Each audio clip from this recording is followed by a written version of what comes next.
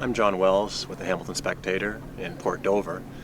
where old-timers like to remember the times when the town was known as the freshwater commercial fishing capital of the world, when boats would line up 2 and 3 abreast coming into the channel, into Port Dover Harbor,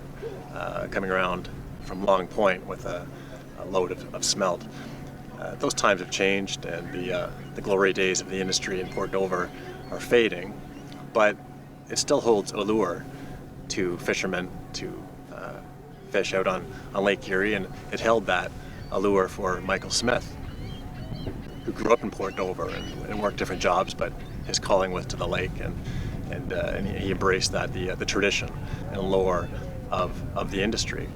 And it continued after he got married to Sherry Hume, and business was tough on the lake, but he continued fishing. She encouraged him to because he loved it so much. And Sherry told me that there were some days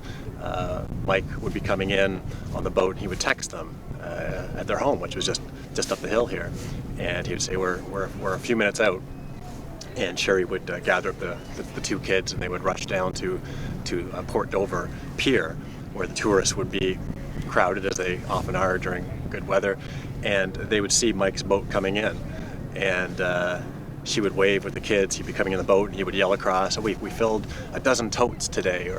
and they would wave, and she would see the tourists, and Sherry said, for the kids to be able to say, that's our dad, the fisherman, and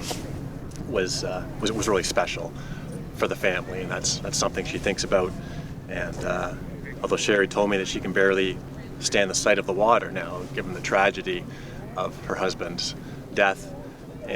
but can't escape the horns, the fish tug horns, when they come into port each day, and that lingers with her with that tragedy.